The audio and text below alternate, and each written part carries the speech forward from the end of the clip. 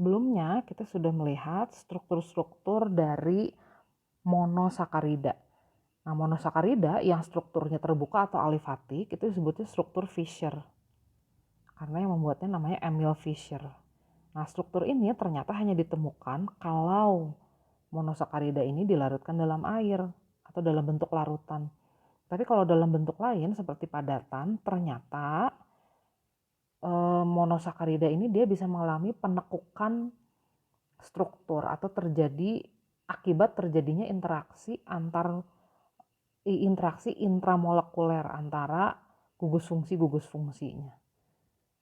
Nah, yang menemukan proses pembentukan struktur lingkar itu adalah Tollens. Nah, akhirnya strukturnya itu digambarkan dengan struktur yang disebut struktur Haworth, karena yang membuatnya Haworth. Nah, struktur Haworth itu biasanya disebut juga struktur lingkar. Nah, ini saya beri contoh pada contohnya senyawa D-glukosa atau D-glukose.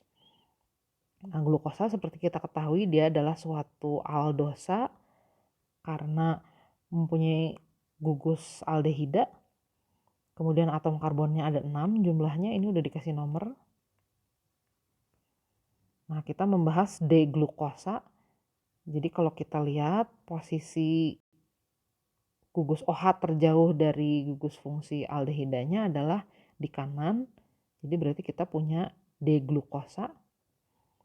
Nah, D-glukosa ini dia bisa melipat atau melingkar strukturnya, kemudian mengalami interaksi intramolekul.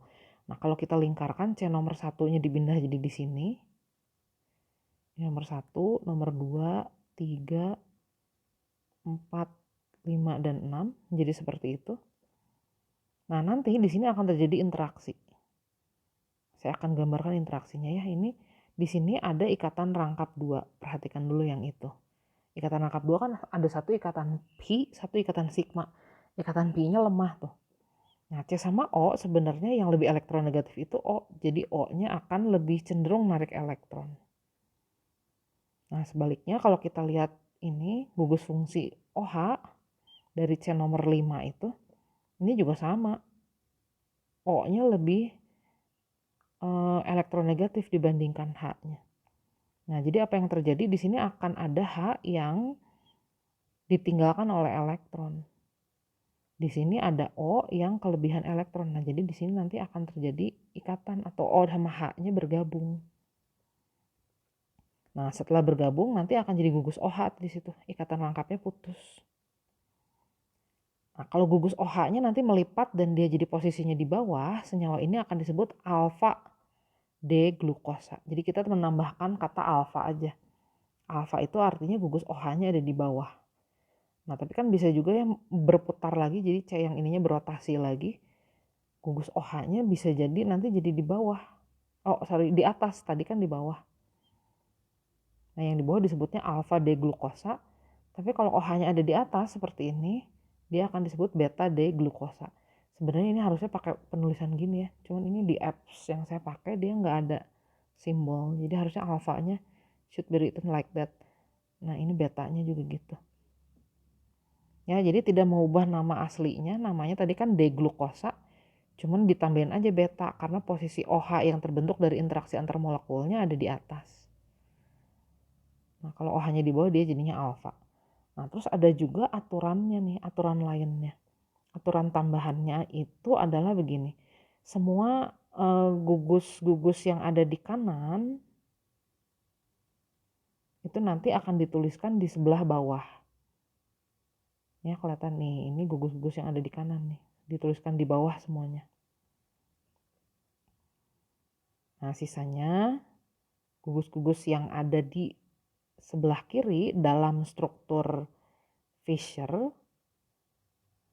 itu nanti posisinya akan di atas. Ini kelihatan di sini nih ya. Nih, ini di atas. Di atas. Di C nomor 3 kan ada OH tuh tadi di atas. Ini juga di atas dan seterusnya.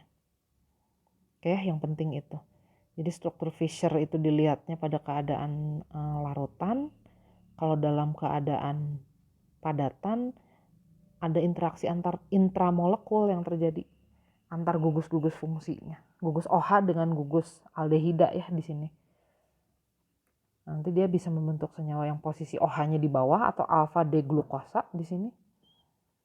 Atau bisa juga gugus OH yang terbentuknya itu di atas posisinya, jadi disebutnya beta.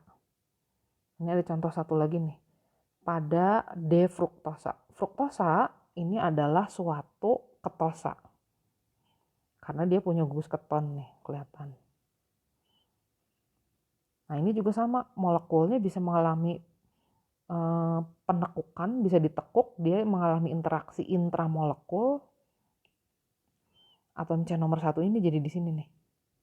Dan seterusnya nomor 1, 2, 3, 4, 5, dan 6. Nah nanti sama prosedurnya, ikatan rangkapnya putus, elektron lebih suka sama O.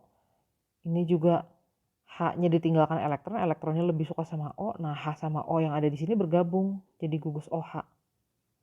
Kalau OH-nya di bawah nanti disebutnya alfa D fruktosa. Kalau nanti gugus OH-nya ada di atas jadi beta D fruktosa. Nah ini contoh pembentukan struktur Haworth pada D fruktosa. Oh ya, tadi D fruktosa karena posisi OH dari C terjauhnya itu ada di kanan ya. Nah kalau alfa beta itu menunjukkan posisi OH yang terbentuk dari interaksi antar molekulnya di mana? Di bawah kah? Kalau di bawah berarti alfa, kalau di atas berarti beta. Nah kalau terlalu cepat diulangi lagi aja ya penjelasan ininya.